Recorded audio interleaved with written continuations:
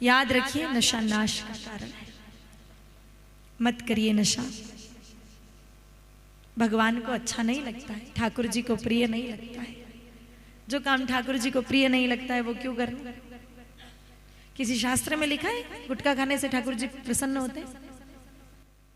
किसी ग्रंथ में आपने पढ़ा? किसी कथावाचक ने आपको सुनाया कि एक काम करो, आप आज से ही आप गुटखा खैनी जो भी पान मसाला खाना चालू कर दो, परमात्मा रीझ जाएंगे? नहीं, भगवान को प्रिय नहीं। और जो काम प्रभु को प्रिय नहीं है वो हम कैसे करें? इसलिए नशा मत करो भैया। हमारे शरीर को उसके लायक नहीं बनाया है, हम जबरदस्ती कर रहे हैं। पान मसाला, गुटखा, तंबाकू, ये सब देखो जिम करके थूकना पड़ता है व्यक्ति को। अगर ये हमारे लिए होता तो हम उसको पेट में रोटी जिम के कोई थूकता थोड़ी है, गुटखा खा के थूकना पड़ता है। देखना आप किसी गुटखा खाने वाले व्यक्ति को, जब वो किसी पान की दुकान पर, गुटखे की दुकान पर जाता है, पान मसाला खरीदता है, उसकी पुड़किया को खोलता है, उस बड़ी पुड़की में एक छोटी पुड़की और आती है मिलाने वाली। खाया नहीं हुआ तो क्या हुआ, देखा तो है। तो फिर उसको मिलाता है। आप देखना उस समय मिलाते समय, उस समय उसके एक्सप्रेशन देखना उस व्यक्ति के। फिर वो मिला करके और जीमता है, उस समय उसको ऐसा लग रहा है कि ब्रह्मांड का श्रेष्ठ काम मैं ही कर रहा हूं। चेहरे पर कोई ग्लानि वाले भाव भी नहीं होते हैं, बड़े शान से उसको जीमता है। और फिर थोड़ी देर बाद इस पवित्र भारत की भूमि को, इस पवित्र धरती माता पर पिचकारियां छोड़ छोड़ करके इसको मेला कर। कितना बड़ा पाप है मेरे भाई बहनों। हिंदुस्तान के हजारों संत नंगे पांव चलते हैं। आप मर्जी आवे जहां थूक देते हो, जहां मर्जी आए वहां पर अपनी प्राइवेट प्रॉपर्टी सबको समझ करके थूक देते हो। मेरे भाई बहनों, आपने जहां थूका है वहां किसी संत ने चरण रख दिए गलती से, आपके जितने भी आज तक पुण्य किए होंगे ना, एक सेकंड में सारे के सारे नष्ट हो जाएंगे। और गुटखा खाने वाले को भान नहीं रहता, वो हर जगह थूक लेता, कहीं पर भी थूक देता है, कहीं पर भी। इसीलिए इतना बड़ा पाप मत करिए। जिमने के लिए भगवान ने कोई कम चीजें बनाई? आपको कम पड़ गई जो ऐसी चीजें आप पा रहे हो?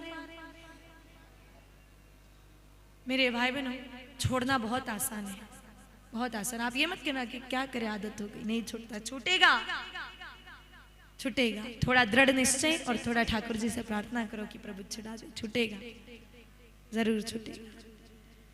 मेरे भाई बहनों, गौ माता ने हमारा घर बार छुड़ा दिया और आप गुटखे की बात कर रहे हो कि वो नहीं छूटता? ऐसे कैसे हो सकता है? जरूर छूटेगा। फिर सबसे बड़ी बात यह होती है कि नशा करने वाले कुछ लोग होते हैं जिनको पता है कि मैं गलत काम कर रहा हूं, बाकी तो लोग उसके पक्ष में इतनी दलीलें देते हैं कि पूछो मत। कोई चिलम पी रहा है, पूछो कि भैया ना पियो, काहे पियो, अच्छी चीज को नहीं, तो वो कहे महाराज थाने पतो कौन चाले, जो ताने सोई जाने कि तो मुझे। और स्वयं नशा कभी नहीं करना चाहिए। तंबाकू होती है ना, तंबाकू, जहां खेती होती है वहां चारों तरफ बाड़ लगाने की जरूरत नहीं पड़ती है। बाकी तो कोई भी आप फसल उगाओगे तो बाड़ की जरूरत होती है, क्योंकि अन्य जानवर जिम लेते हैं, नुकसान हो जाता है। तंबाकू की खेती जहाँ होती है वहाँ बाढ़ की जरूरत नहीं होती, क्योंकि मेरे भाई बहनों, कोई भैंस घुस जावे तो वो सूंघ के वापस आ जावे, वो नहीं जिमे। कोई गधा भी घुस जावे तो वो ही सूंघ के वापस आ जावे, वो ना जिमे। वो उनको भी पता है कि ये नहीं है जिमने योग्य चीजें, जो वो जानवर होकर के नहीं जिम रहे, हम मनुष्य होकर के जिम रहे, नहीं जिमी। बहुत दुखदाई है ये वस्तुएं, अच्छी चीज नहीं है। ऊपर लिखा है कि इसको जिमने से कैंसर होता है। क्यों ऐसी चीजें? आप मेरे भाई बहनों, कई सारे लोग ऐसे हैं जो 100 रुपए का रोज पान मसाला जिम लेते हैं। कितने का? 100 रुपए का। राम राम। 100 रुपए रोज गौ माता के लिए निकालो मेरे भाई बहनों, 36,500 रुपए साल के हो जाते हैं। ऐसे में तो 3 गौ माताओं का साल भर का खर्च हो जाए।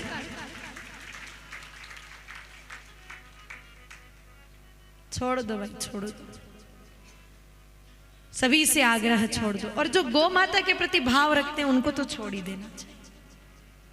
जो सनातन के प्रति भाव रखता है उनको तो छोड़ ही देना चाहिए। ये सब हमारे धर्म के विरुद्ध है। शराब, गुटखा, इन सबसे लाभ थोड़ी है, केवल हानि हानि, नुकसान ही नुकसान है। शराब पीने से आज तक किसी को कोई लाभ हुआ है? कुछ नहीं। बस इतना जरूर है कि कुत्ता कभी नहीं काटता, शराबी को कुत्ता नहीं काटता है, ये लाभ है, बस एक है, बाकी और कुछ नहीं। क्यों नहीं काटता? क्योंकि वो शराब पी करके वहीं पड़ा रहता है जहां कुत्ते बैठते हैं। फिर 2-4 दिन तो कुत्ते भी देखते हैं और तीसरे दिन वो भी समझ जाते कोई रिश्तेदारी दिखे।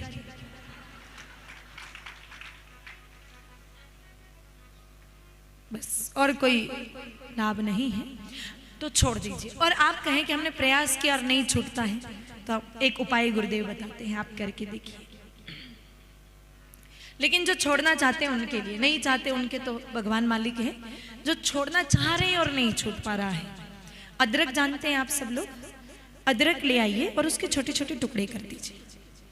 अदरक के टुकड़ों को हमेशा अपने पास रखिए। दिक्कत तो कुछ है ही नहीं। पहले पान मसाले की पुड़की रखते थे, अब अदरक की पुड़िया रख लो। अदरक जब भी आपको मन में तलब उठे, व्यक्ति नशा कब करता है? जब उसकी तलब जगती है। तो आप एक अदरक का टुकड़ा मुंह में रखिए, उसको चबाइए और उसका रस निगल लीजिए। रस जब तक उसमें निकले उसको चबाइए। रस जब निकल जाए उसके बाद आप उस एक घूंट ऊपर से गौमूत्र पी लीजिए। अब इससे क्या होगा आपको बताते हैं हम। मुख की लाल, अदरक का रस और गौमूत्र, ये तीनों एक साथ जब मिलते हैं तो सल्फर नाम का एक पदार्थ बनाते हैं। सल्फर, सल्फर दिमाग के उस हिस्से को निष्क्रिय कर देता है जहां से नशा करने की तलब जागृत होती है। याद रखना, पेट कभी नशा नहीं मांगता, ये नशा वाला दिमाग का खेल है। पेट को तो 2 फल के सुबह दे दो, 2 शाम को दे दो, बस ये तो इसी में राजी है। ये दिमाग की उपज है कि इसको नशा करना है। तो 7 दिन प्रयोग करके देखिए। दिन में 10 बार नशा करने की मन में लगे तो 10 बार करिए इसी प्रयोग को। 10 बार अदरक का टुकड़ा चबाइए, 8वें दिन आपका नशा छूट जाएगा।